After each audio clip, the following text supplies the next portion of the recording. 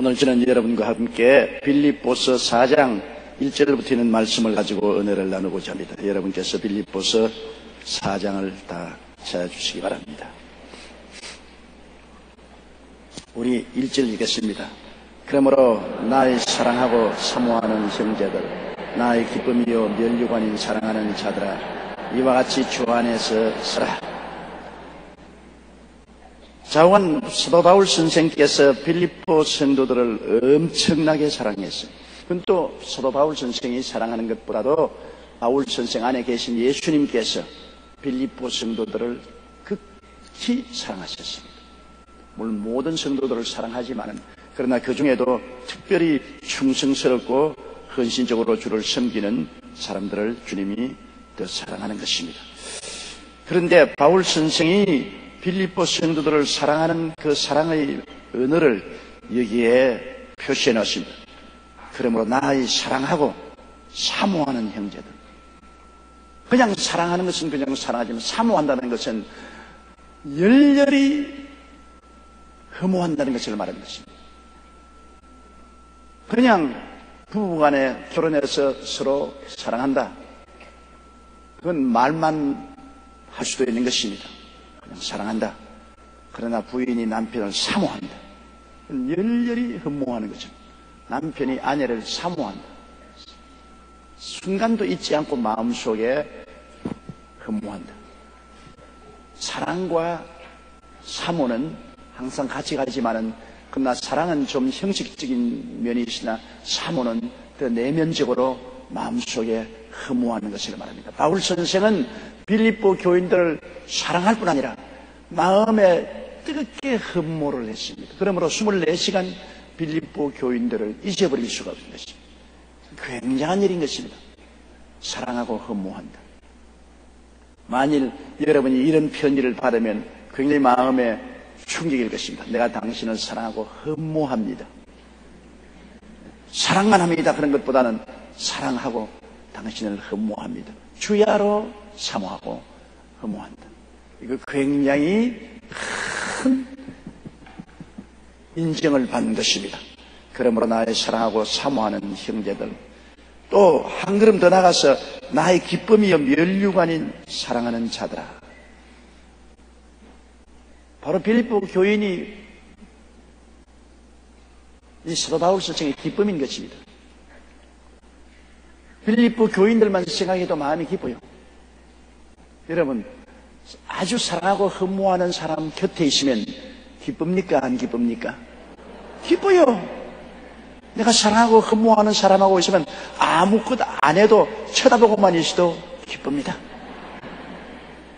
그래도 미워하는 사람은 쳐다만 보아도 스트레스에 걸립니다. 그러니 여러분, 바울 선생은 빌립보 교인들을 사랑하고 사모하고 있으니까 빌립보 교인만 생각해도 마음이 기뻐요. 정말 사랑하고 흠모하는 좋은 사람들을 만나서 마음속에 기쁨을 가진다는 것 굉장히 좋습니다. 여러분, 참 좋은 친구가 있어서 하루에 몇 번이고 전화를 할 수가 있다는 것은 굉장한 축복입니다. 하루 종일 가도 아무하고 말할 수 있는 상대가 없으면 얼마나 슬프고 불쌍합니까? 그러나 전화를 걸어서 아유 잘 있었냐? 아이고 또 전화해 주어서 고마워. 이렇게 아주 다정하게 서로 대해줄 수 있는 이런 사랑하고 사모하는 친구는 기쁨의 근원이 되는 것입니다. 큰 기쁨이 되는 것입니다. 이 세상에 어떠한 것보다도 좋은 이웃을 가지고 있는 것이 더 큰 기쁨이 되는 것입니다. 내가 사랑하는 남편하고 같이 산다. 굉장한 기쁨이죠. 내가 정말 이상적인 아내하고 같이 산다. 굉장한 기쁨이죠. 내가 참 늘 하루 종일 늘 서로 만나봐도 지치지 않냐고 좋은 친구. 참 큰 기쁨이죠. 사람이 가져오는 기쁨이 이루 말로 다 할 수 없습니다. 하물며 여러분, 우리 주 예수 그리스도를 내 마음속에 깊이 모시고 예수님과 함께 하는 삶이 얼마나 기쁘고 좋은 일인 것입니까? 예수님보다도 좋은 하나님이 어디 계시며 친구가 어디 계시며 우리의 애인이 어디에 있습니까? 그러므로 예수님을 깊이 알고 이해하고 그리스도와 함께 깊이 교제할 수 있다는 것은 마음에 큰 기쁨의 샘물이 되는 것입니다. 이 세상에 요사이 기쁜 일이 별로 없지 않아요. 세상 돌아가는 형편을 보면은 슬픈 일이 더 많고 기쁜 일이 별로 많지 않습니다. 그런 가운데 우리의 기쁨의 원천이 우리 주 예수 그리스도 안에 있다는 것을 알게 될 때 기쁨의 샘 근원이 거기에 넘쳐납니다. 주님과 함께 대화하고 주님과 함께 기도하고 찬양하고 예배할 때 우리 마음에 기쁨이 넘쳐나는 것입니다. 시편 기자는 말하기를 주와 앞에는 기쁨이 충만하고 그 우편에는 즐거움이 넘친다고 했습니다. 기쁨과 즐거움이 넘치는 것이 우리 주님인 것입니다. 그러고 난 다음에 우리 남편, 아내, 내 이웃, 친구들 이러한 분들이 우리에게 좋은 기쁨이 되면 얼마나 좋습니까? 우리가 사랑하고 사모하는 형제는 기쁨이 되는 것입니다. 바울 선생께서는 빌립보 성도들만 생각해도 기쁨이 왔다. 굉장히 바울 선생을 행복하게 만들었습니다. 사람이 마음에 기뻐야 행복하지 기쁘지 않으면 행복하지 않은데 바울에게는 큰 기쁨이요 면류관이 되었습니다. 면류관이라는 것은 여러분 상급으로 머리에 쓰는 관아닙니까? 면류관. 올림픽에 베를린 올림픽에 1등을 하고 송기정 선수가 머리에 면류관을 쓰지 않습니까? 큰 영광의 관입니다. 바로 빌립보 교인들이 면류관이다. 머리에 상급으로 쓰고 다닙니다.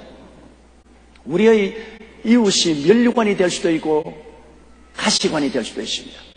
내 남편이 내게 면류관이 되어서 우리 남편 정말 좋은 남자다. 내 자랑거리다. 면류관 자랑이다. 우리 남편 머리에 가시관이다. 내 아내 면류관이다. 이렇게 좋은 여자가 있을 수가 있는가? 면류관이다. 내 아내 가시관이다. 가시관. 그러면 어떻게 되겠습니까? 나는 어제 우연히 KBS 일본 텔레비를 보는데 이것이 인생이다에 나오는 주연이 아주 인물이 잘생기고 복스럽게 생긴 여인인데 지체장애자하고 결혼을 했어요. 그 어머니가 죽자 사자 말리는데도 불구하고 정식으로 결혼 못하니까 지체장애자하고 도망을 쳤어. 그래서 지체장애자하고 같이 사는데요. 그 남편이 완전히 지체장애자로 상기팡이 짚고도 겨우 몸을 끄는데요. 그런데도 그 부인은 상당히 건강하고 키도 크고 복스럽게 생겼는데 뿅 가버렸어요. 그냥 사람이 뿅 간다는 거 참 난 희한하더라. 그거 보고 내 생각으로는 뿅 안 갈 것 같은데 저 지체장애가 되어서 무슨 교육이 있나 직장이 있나 그렇다고 뭐 몸이 건강하냐 그런데도 불구하고 뿅 가버렸다. 사람이 뿅 갈 수 있으면 좋다고 그 부인이 하는 말이 내 사랑하는 사람을 내서 내가 리아크를 끊는다. 그 지체장애자를 돌보기 위해서 그는 길거리에 채소 장사하고 리어크를 끌고 다닌다. 그런데 리어크를 끌면서도 그는 행복하다. 내 사랑하는 사람을 위해서 내가 길거리에 리아크를 끌고 채소 장사를 하는 것이 무엇이 부끄러우냐. 나는 즐겁다. 그 리아크를 끌고 가다가 대학교 같이 다닌 선배를 만나고 그래도 부끄럽게 느끼지 않습니다. 그 직접 말을 해요. 내 사랑하는 사람을 위해서 내가 리아크를 끄는 것이 내가 뭘 부끄러울 것이냐. 기쁘다. 사람이 자기 마음속에 사랑하고 사모하고 기쁨이 되고 면류관이 되면은 그를 위해서 어떤 고생을 해도 고생이라고 생각하지 않습니다. 신바람이 나지요. 사랑하고 사모하고 그리고 기쁨의 원천이 되고 내 자랑이 되는 사람을 위해서 내가 고생을 하는 것이 뭘 고생스럽게 생각해요. 사람도 자기의 사랑하는 사람을 위해서 고생하는 것 기쁨으로 생각하는데요. 여러분 우리가 주님을 위해서 고생하는 것 기쁨이 아니겠어요? 주님이 우리를 엄청나게 사랑해 주었는데 우리가 도저히 실감이 안 날 정도로 우리 위해서 십자가를 걸머지시고 그 고난 참으시고 우리를 구원해서 천당까지 이끌어가기 위한 모든 수고를 다해 주신 이 예수님은 우리의 사랑이요, 우리의 사모하는 주님이요, 우리의 기쁨이요, 예수님이 우리 면류관이 아닐 수가 없습니다. 그러므로 주 예수님을 위해서 시간 들이고 몸 들이고 물질 들이고 수고하는 것 우리가 기쁨으로 생각해요. 기쁨. 여러분, 저는 크게 마음에 기뻐하는 것은 우리 한국이 어떻게 하나님이 복을 받아서 자유의 하늘나라에 자유의 땅 위에서 마음껏 교회 나오고 예배드리고 전도할 수 있는 자유로운 나라인가. 이거 여러분 큰 행복으로 생각해야 됩니다. 휴전선 바로 저 북쪽에 우리 엎드리면 코 닿는 휴전선 저 북쪽에 같은 대한민국 동포인데 그들은 공산치하에 있어서 어떻게 자유롭게 예배를 드립니까? 어떻게 성경을 가지고 예배드리고 찬송하고 기도합니까? 그들은 예배의 자유가 없고 신앙의 자유가 없습니다. 이따가 잡히면 강제노동 수용소에 가고 심지어는 사형까지 당합니다. 바로 엎드리면 코 닿는 우리의 동포들이 그 고난을 당하고 있는데 우리는요 조그마한 대한민국 땅에서 여러분 예수를 믿을 수 있는 자유가 있다. 하나님을 예배할 수 있는 자유가 있다. 이거 귀하게 여겨야 됩니다.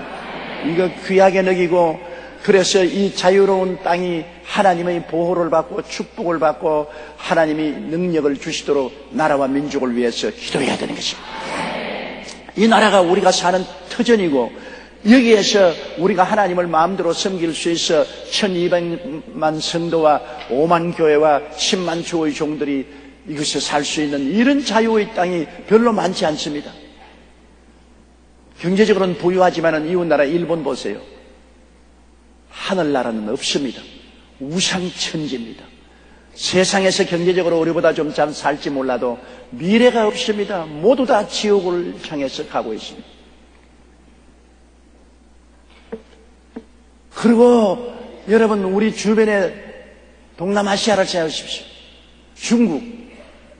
중국이 신앙의 자유가 어디에 있습니까? 조금 잘못하다가는 체포당하죠. 오늘도 신문 보니까 상해 가정교회 목사가 잡혀 들어가서 온갖 고문과 고초를 당하고 있다는 기사가 나왔습니다.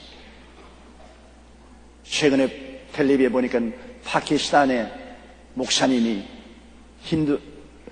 무슬림 교도들에게 죽임을 당했습니다.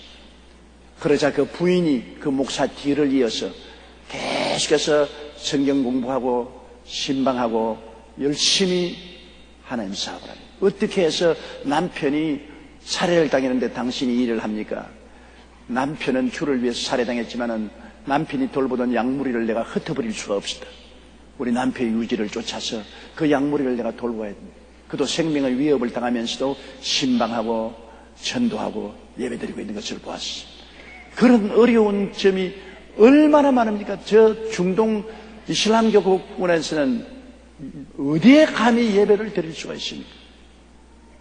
예수 믿는다고 하면 추방되고 감옥에 들어가고 죽임을 당하죠. 우리가 자유롭게 예수를 믿을 수 있다는 것 너무너무 감사해야 돼요. 우리도 이런 자유를 얻은 것이 불과 100수년 전입니다. 우리도 여러분 대원군 때 얼마나 많은 사람이 죽임을 당했습니까? 바로 이 한강 건너 저 절두산에 그 한 장소에만 해도 3,000여 명이 목베임을 받아서 한강물에 던져놨습니다.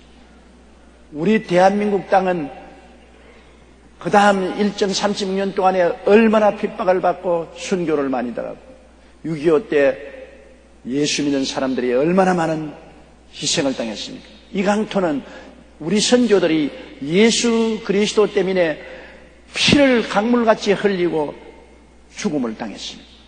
그들의 그 투쟁 결과로 우리가 이렇게 행복을 누리고 있다는 것입니다. 우리는 남의 덕분에 조상 덕분에 이렇게 평화를 누리고 마음대로 예배드릴 수 있는 권한을 가지고 있는데 이것 잃어버리면 안 됩니다.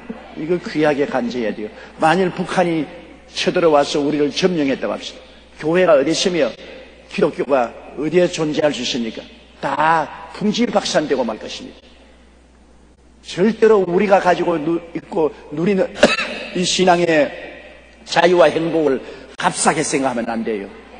이거 고귀하게 생각하고 이런 신앙의 자유를 주신 하나님께 감사하고 이 신앙 자유를 가진 나라를 지키기 위해서 기도해야 돼요. 우리나라 대통령을 위해서 우리나라 지도자들이 올바르게 나라를 돌볼 수 있도록 기도하고 우리의 국군 용사들을 위해서 기도하고 항상 하나님이 우리를 붙들어 주도록 기도해야 될 것입니다.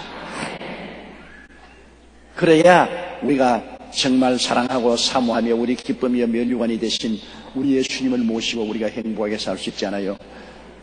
이 빌립보 성도들은 바울 선생은 그 로마 감옥에 갇혀 있으면서도 늘 사랑하고 끊임없이 사모하고 빌립보 교인들만 생각하면 기쁨이 넘치고 빌립보 교인들이 면류관이었다. 사랑하는 자들아 이와 같이 주 안에서 서라.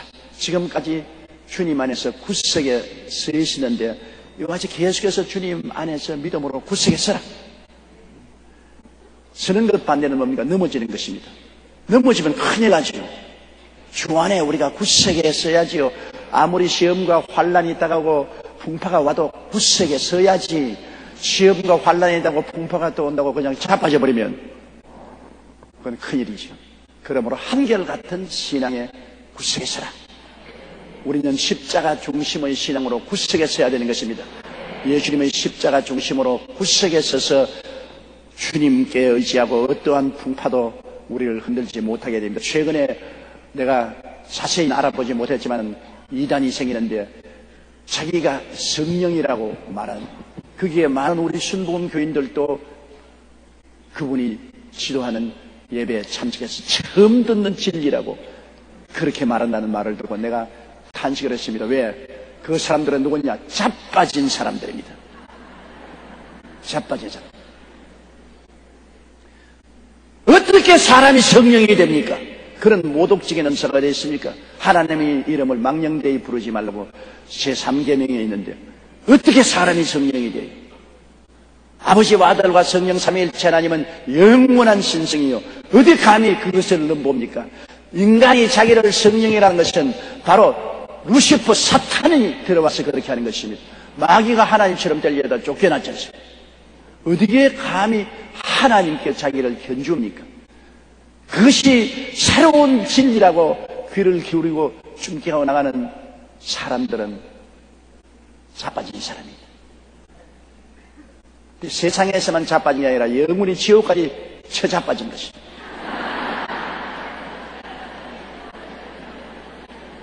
조심해야 돼요. 조심해야 돼요. 우리의 신앙은 철저히 십자가 중심으로 서고 하나님을 섬기는 신앙생활에 서야 돼요. 왜 사람을 자랑합니까?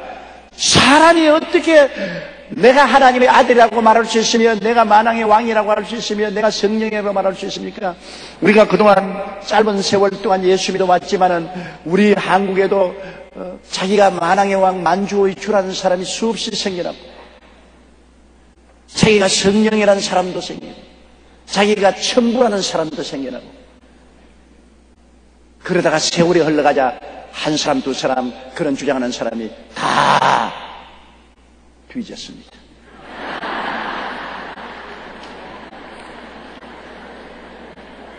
뒤졌다는 말 쓰기도 아까워요. 어디 감히 신성을 모독합니까? 신성을 모독해요. 우리는 성부, 성자, 성령 삼위일체 하나님을 믿습니다. 아버지가 보내신 유일하신 구세주 예수 그리스도를 믿습니다. 그 십자가의 고난 통해서 그 보혈의 능력으로 우리 구원받지 그 이외에는 길이 없습니다.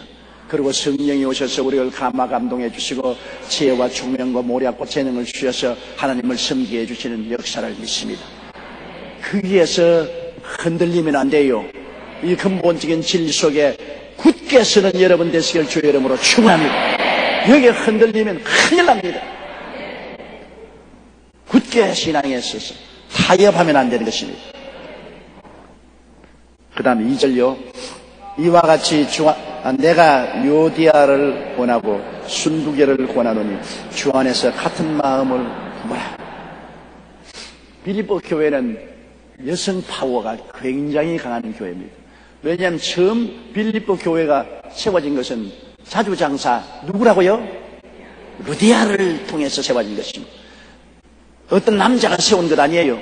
자주장사 루디아가 바울 선생의 설교를 듣고 회개하고 집에 들어가서 가족 교회를 세워서 교회가 이루어졌습니다. 그래서 그 루디아의 집에서 시작한 교회가 강력한 파워를 가지고 빌립보에서 크게 부흥 발전했는데, 그 교회에 열심으로 같이 주의 사업을 했던 요디아 자매님, 순두개 장로님, 순두부가 아니고 순두개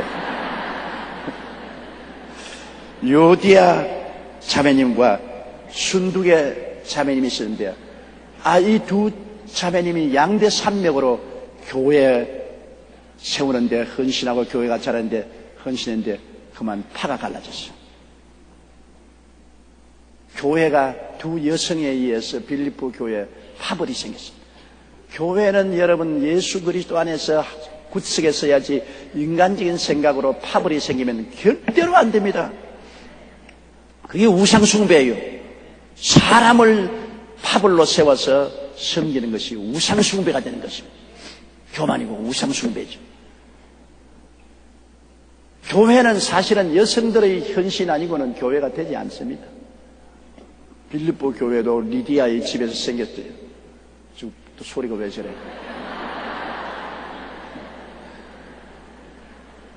그런데 두 여성인 요디아와 순두개 두 자매님의 헌신으로 크게 교회가 세웠는데 그만 파벌이 생겼어요. 그래서 바울 선생은 주 안에서 같은 마음을 품어라. 주님 밖에서는 자기 생각대로 생각을 주장하지만은 주님 안에서는 한 마음을 품어야 돼요. 무슨 마음으로 품느냐? 예수님의 마음을 가지면 하나가 될 수 있는 것입니다. 예수님의 마음은 자기를 높여서 하나님과 동등될 것으로 취하지 아니하시고 자기를 낮추어서 죽기까지 복종했습니다. 자기를 낮추는 마음이 예수님 안에서 마음인 것입니다. 자기를 높이면 안 돼요. 예수 믿는 사람 어떻게 하더라도 자기 높이면 안 돼요. 높일 분은 예수님밖에 없는 것이니까 예수님 안에서 어찌인지 자기를 낮추고 마음을 다하고 뜻을 다하고 정성을 다하여 주님 주 안에서 하나가 돼야 돼요. 예수님 위해서 하나가 돼야 돼요. 예수님 제껴놓고 내 의견을 주장하고 나를 높이는 것은 우상숭배요. 이것은 하나님을 크게 슬프게 하는 것입니다. 여러분, 하나님께서는 우리를 이처럼 사랑하사 독생자를 주셨고 예수님은 우리를 이처럼 사랑하사 몸짓고 피 흘려 주시는데, 우리가 조금 셈이 들면 이 하나님 마음에 근심을 끼쳐서는 안 됩니다. 이렇게 사랑해 주신 하나님의 마음에 근심을 끼쳐서야 되겠습니까? 하나님 마음에 즐거움을 가져와야지. 하나님을 근심되게 하면 어떻게 하겠어요? 우리도 효성스러운 자식은 나이가 들면 부모에게 근심을 안 끼치려고 애를 쓰지 않아요. 어쩐지 부모를 근심시키지 않고, 어릴 때는 뭣도 모르고 그냥 아무거나 부모에게 때를 쓰고 달라고만 하고 부모에게 근심시키지만은 좀 자라면은 부모에게 근심을 안 시키려고 어지간한 것은 다 참고 견디지 않습니다. 우리가 가장 하나님을 근심시키는 것은 교회의 파벌을 조장하는 것입니다. 교회에 파벌이 생기면 하나님을 근심시켜요. 세상에 우리를 이처럼 사랑하고 우리가 섬긴다는 하나님께 근심을 시키는 일을 왜 해요? 하나님을 근심시킬 바에는 나는 아무것도 안 해도 좋아요. 난 조영기 목사가 강단에 서므로 하나님을 근심시킨다면 오늘 이 시간부터 손 들고 강단에 안 서도 좋아요. 왜? 우리가 사는 것이 그리스도니 죽는 것도 유익이라. 사나 죽으나 주님의 것입니다. 주님을 위해서 살고 섬기는 우리가, 주님을 기쁘시게 해야 될 우리가 주님을 근심시키면 절대로 안 되지. 그 빌립보 교회를 세우는데 요디아와 순두개 자매님이 큰 권능을 행했지만은, 그러나 파벌을 만들어서 분열을 조장하니 주의 종인 바울 선생의 마음을 근심시킬 때는 그 속에 있는 성령이 탄식하고 그를 보낸 주님께서 염려 근심을 하지 않습니까? 나는 여러분에게 권면하고 싶은 것은 절대로 하나님을 근심시키지 마십시오. 하나님이 너무나 우리 때문에 희생을 많이 당하십니다. 너무나 우리 때문에 큰 고통 겪었어요. 그 독생자를 내줄 때 하나님 심정이 어떻겠습니까? 그리고 그 아들 예수님이 십자가를 걸머지고 몸짓고 피 흘리면서 끝까지 참으신 그 심정이 어떻겠습니까? 그렇게 큰 희생을 치러주신 하나님께 우리가 영광은 못 돌릴 값에 근심을 시켜서는 안 되지. 하나님을 근심되게 하지 말아야 돼. 우리가 다 그 하나님 나라에 들어가서 영원히 하나님과 함께 살 것인데 우리가 이 땅에 사는 동안에도 하나님께 효도 좀 해야지. 하나님, 아이고 내 사랑하는 아들아, 내 딸아, 참 자랑스럽다. 내가 참 너를 낳은 것을 기쁘게 생각한다. 너는 정말 나의 사랑하고 사모하고 나의 기뻐하는 자식이다. 내 면류관이다. 이렇게 말할 수 있도록 해야 되지 않겠습니까? 그래서 교회는 여성들이 없이는 안세워지지만은 또 여성들이 자꾸 말을 물어내므로 분열될 때가 많습니다. 대개 교회도 보면 내가 우리 교회 장로님들도 굳건히 선 장로님 뒤에는 굳건한 권사님, 집사님, 사모님이 있어요. 그러나 체험해보고 이제 확실히 알아요. 장로님이 아무리 성실하고 착해도 뒤에서 자꾸 간섭하고 참수하는 부인이 있는 장로님은 삐뚤어지요.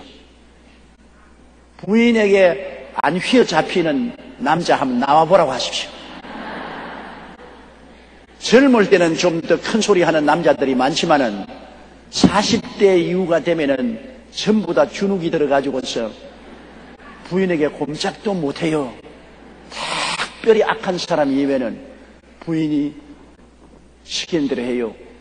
부인은 원래 말을 많이 하지 않습니까? 백연머리 송사가 무섭다.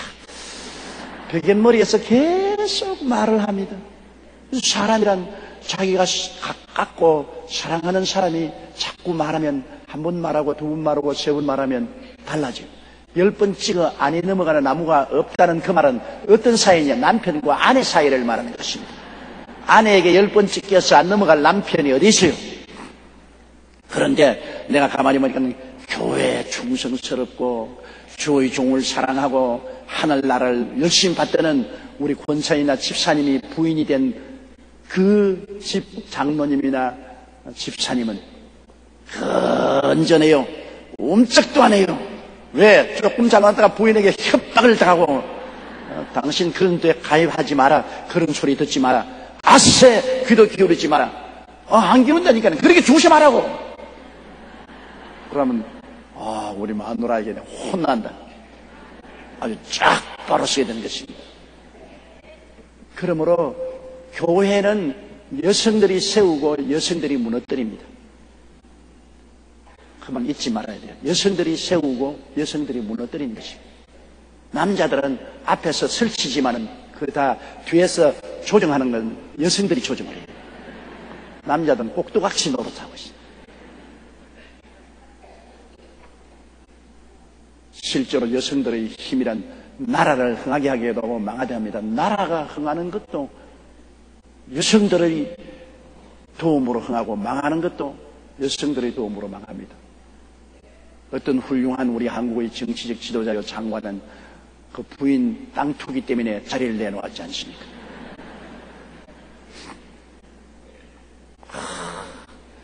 치맛발은 무섭다고.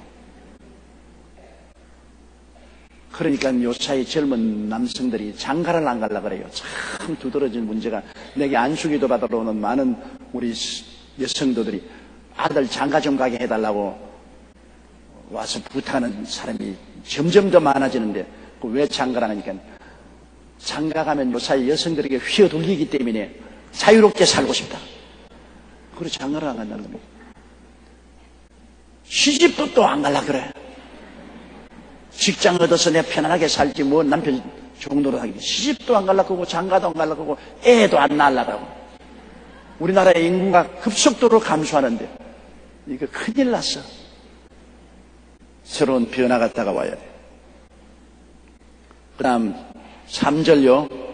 또 참으로 나와 멍에를 같이 한 자네에게 구하노니 복음에 나와 함께 힘쓰던 저 부녀들을 돕고 또 클레멘트와 그 외 다른 동역자들을 도우라. 그 이름이 생명책에 있느니라.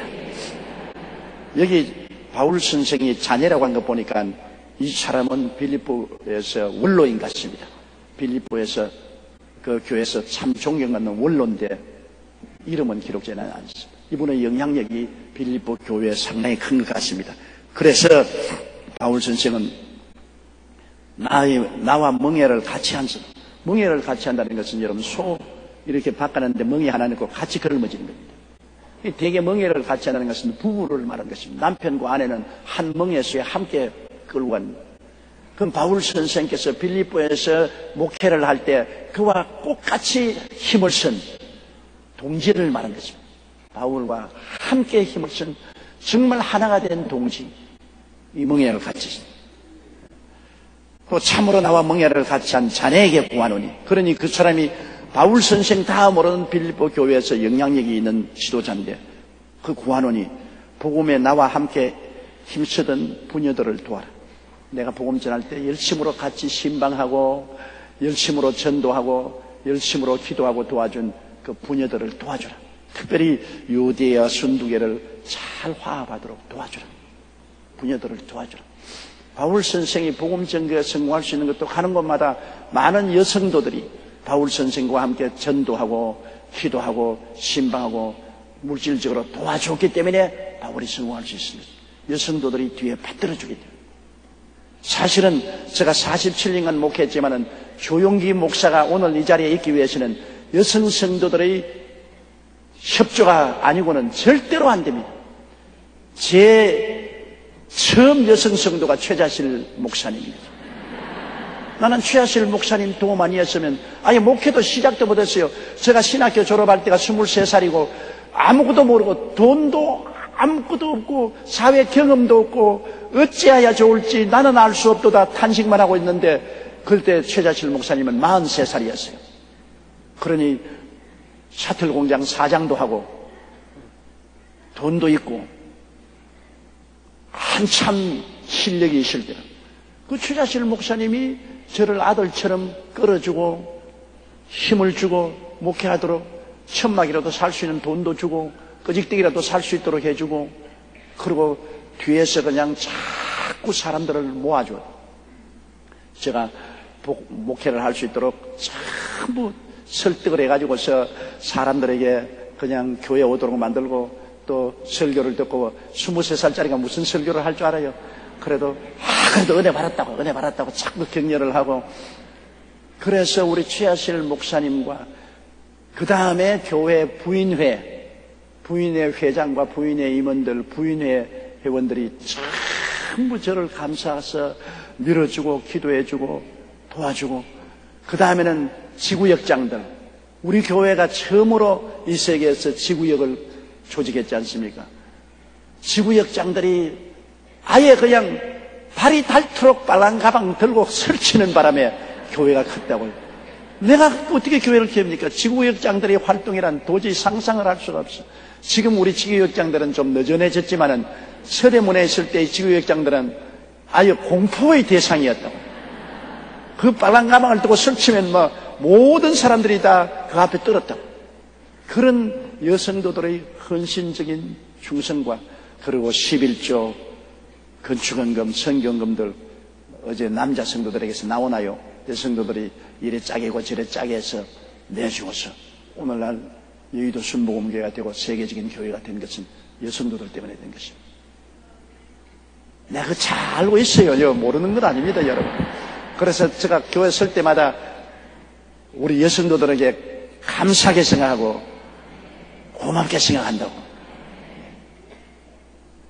그런데 바울 선생도 목회할 때 이 여성도들이 끊임없이 도와주었습니다. 그렇기 때문에 내게 구하노니 복음에 나와 함께 힘쓰던 저 부녀들을 돕고 또 클리멘트와 그 외 다른 동역자들을 도우라. 주를 위해 힘쓴 사람들을 힘써 도와주라. 그들의 이름이 생명책에 있느니라. 이름이 생명책에 기록되었다. 하나님이 천국에서 우리의 호적을 적고 있어요. 호적 적고 있어요. 하늘나라에. 나중에 심판받을 때 백보자 앞에 모든 죽은 사람들이 남녀 물어나고 다 썼을 때 거기에 생명책과 사망의 책이 펼쳐져 있습니다. 여러분, 이름이 사망의 책에 기록된 사람은 영원한 불과 유황으로 탄 모습, 생명책에 기록한 사람은 영원한 천국의 영광에 들어가지 않습니다. 70인의 제자들이 복음을 전가하고 나와서 예수께 보고하기를 주여 귀신들도 주 이름에 항복하더이다. 예수님이 귀신이 항복하는 것으로 기뻐하지 말고 내 이름이 하늘나라 생명책에 기록된 것으로 기뻐하라고 하셨습니다. 오늘 여러분 이 자리에 나오신 여러분의 이름이 하늘나라 생명책에 기록되어 있습니다. 우리 하나님의 호적에 올랐어요.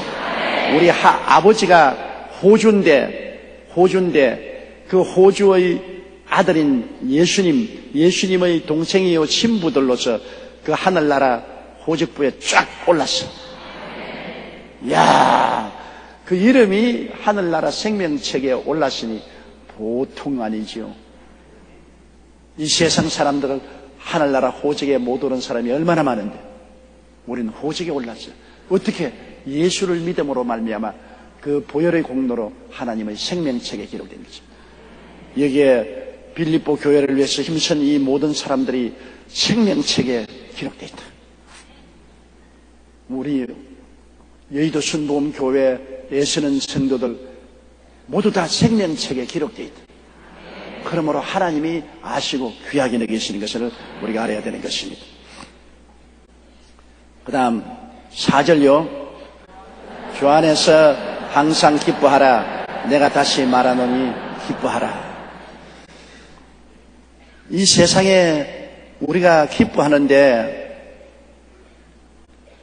그냥 기뻐할 것이 없다고 말하는 사람들이 있잖아요. 주님 안에서 기뻐하라.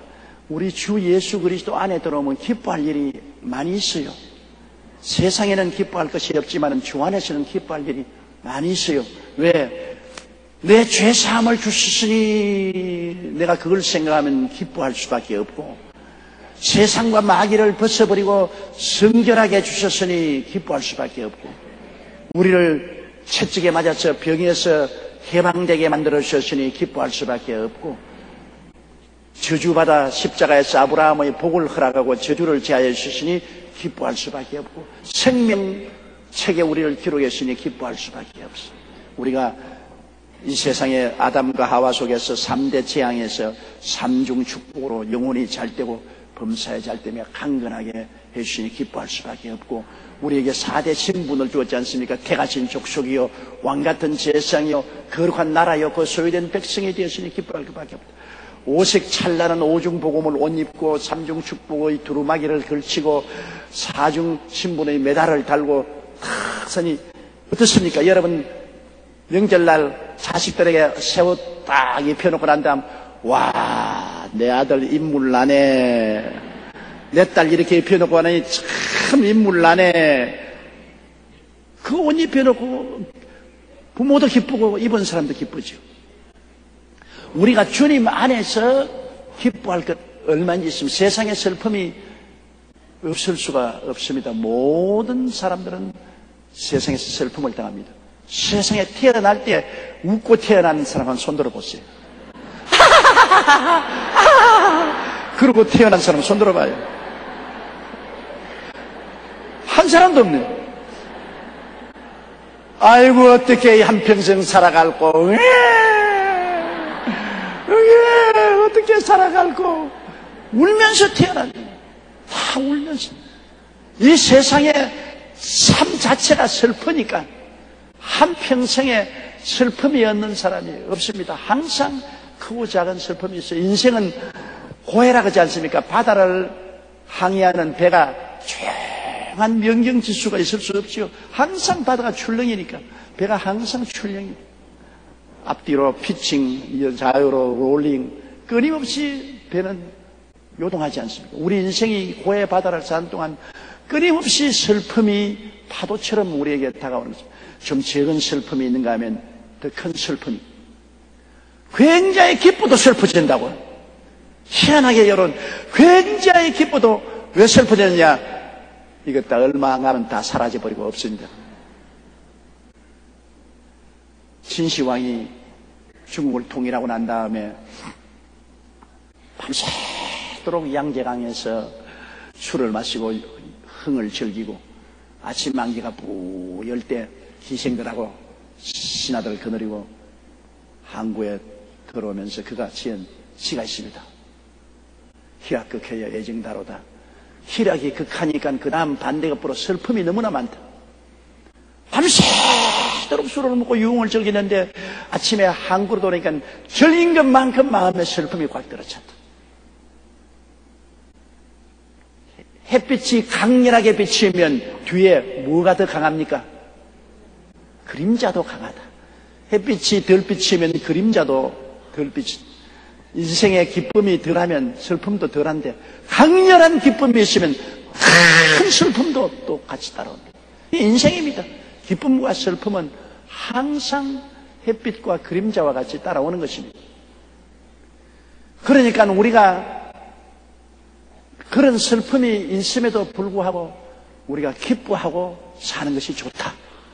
왜? 기뻐하라. 이것이 너희 힘이래.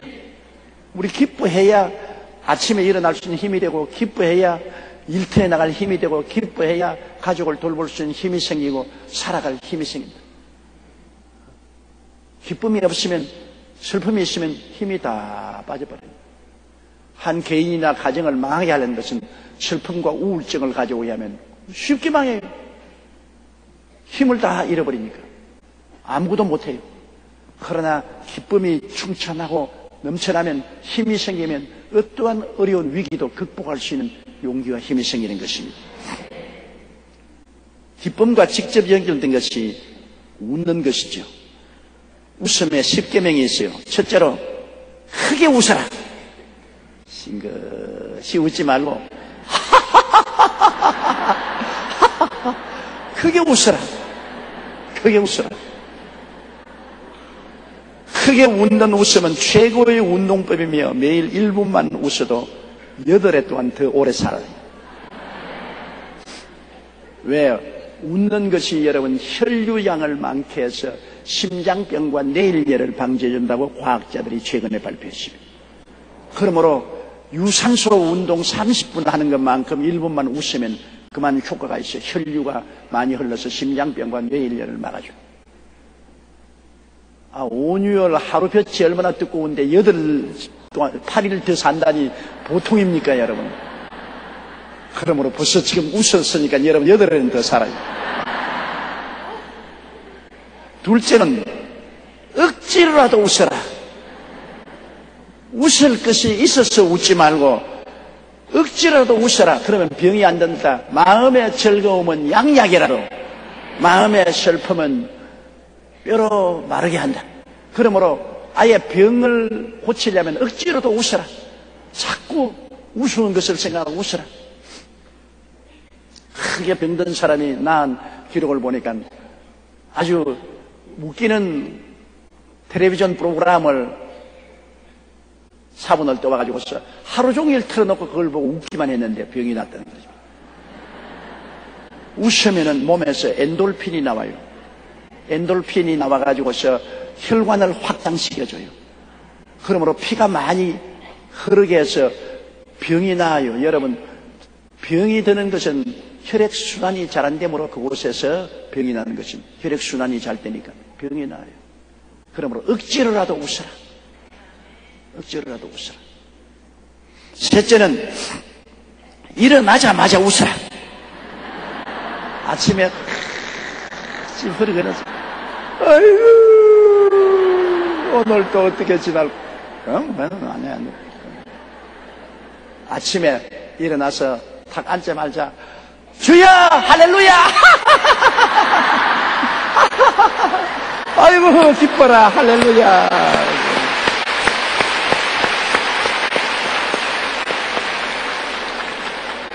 아침에 첫 번째 웃는 웃음이 보약 중에 보약이며 웃으면 3대가 건강하고 보약 10첩 먹는 것과 같다는 것입니다.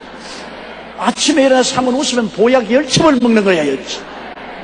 그러니 얼마나 좋소. 근데 우리 되게 아침에 일어나면 안 웃잖아요. 아이고, 오늘 또 이 근심거리를 어떻게 지낼고.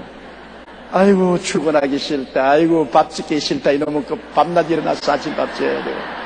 아이고, 몸서리 난다.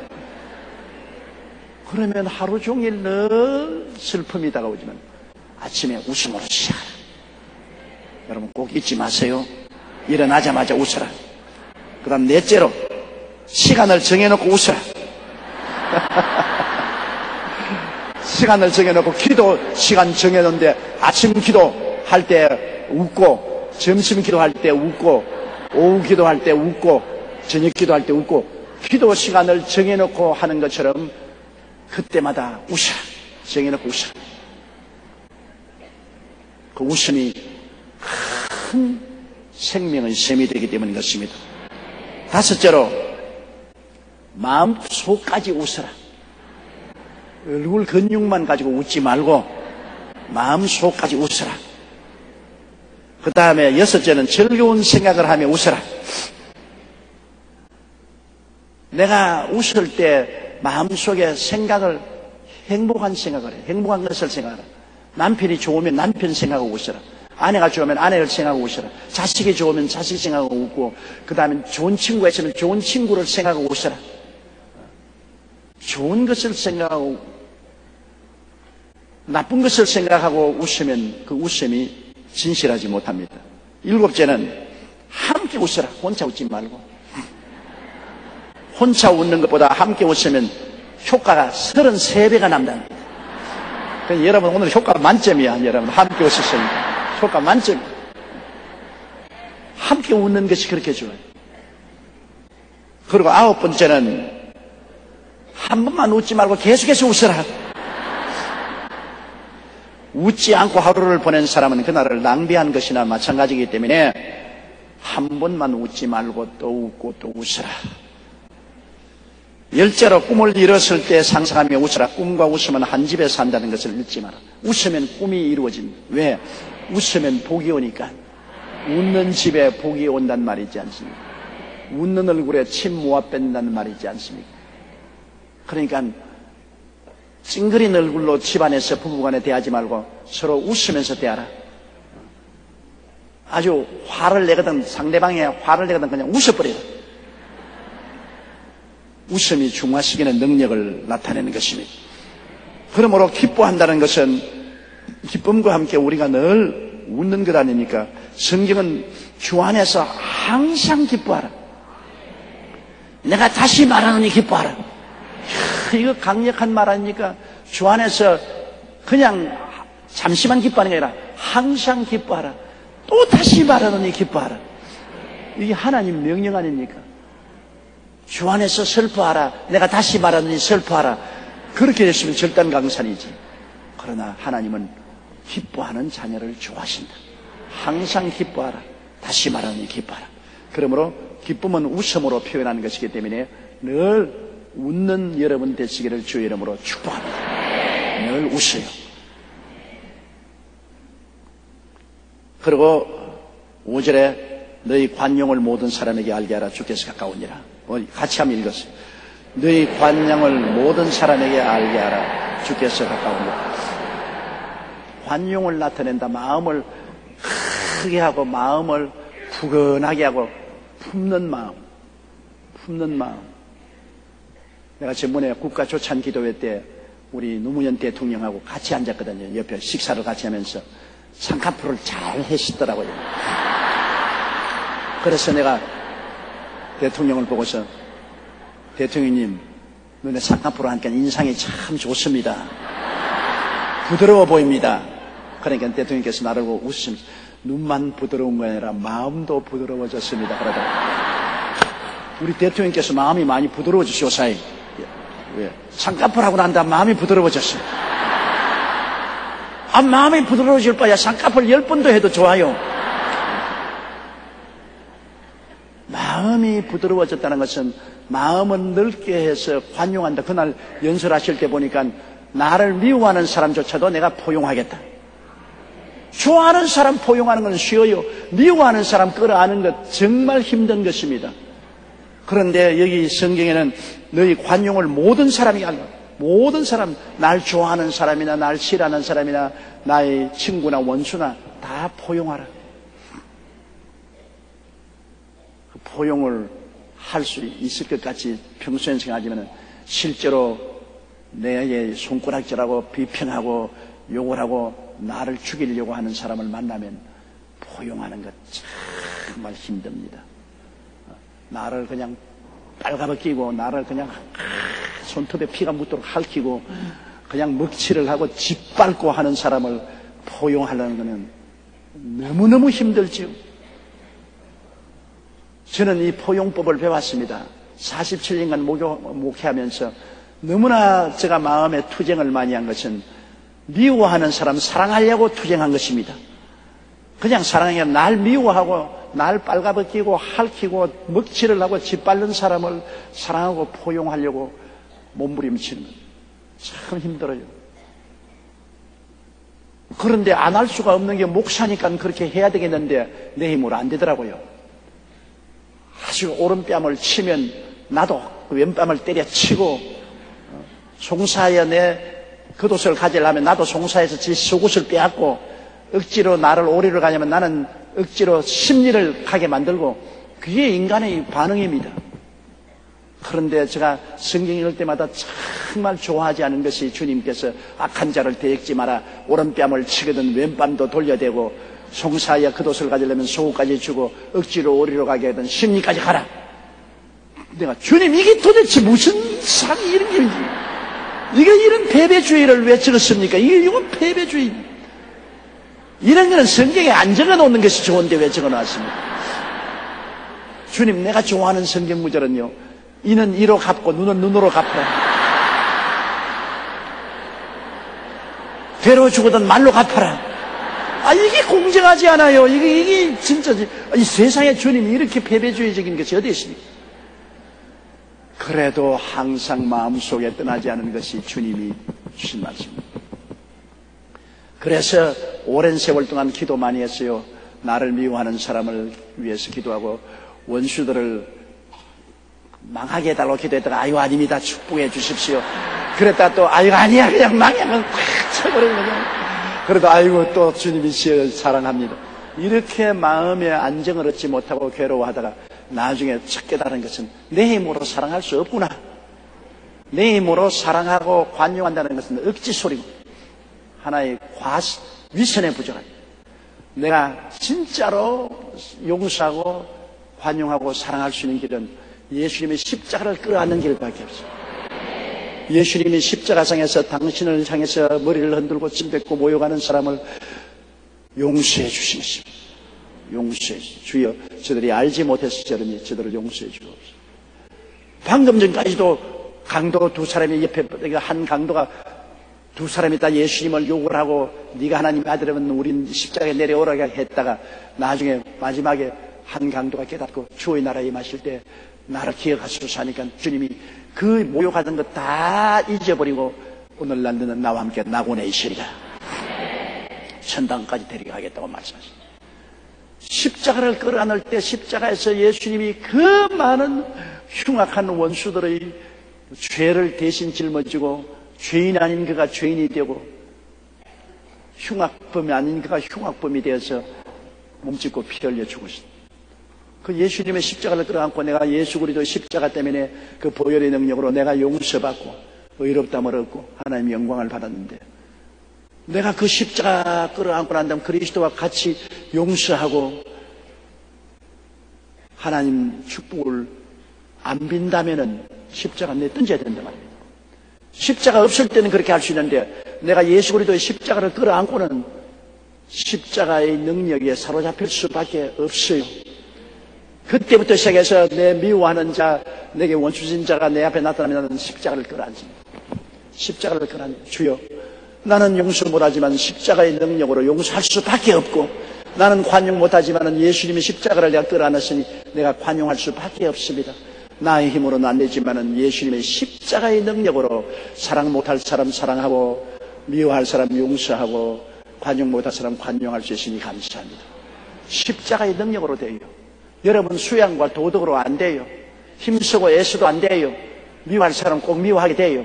십자가를 끌어안으면 용서하고 사랑하고 관용할 수가 있습니다.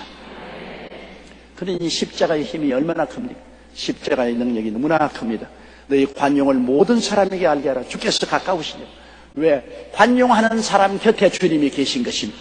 주께서 가까운 것은 주님이 이 땅에 재림할 날이 가까운 것뿐 아니라 관용을 하는 사람에게 주님이 가까이 계신다. 미워하고 시기하고 분노하고 질투하는 사람에게는 주님이 멀리 계신다. 그러나 관용하는 사람 곁에 주님이 가까이 계신다. 그 얼마나 좋은 말씀이겠습니까?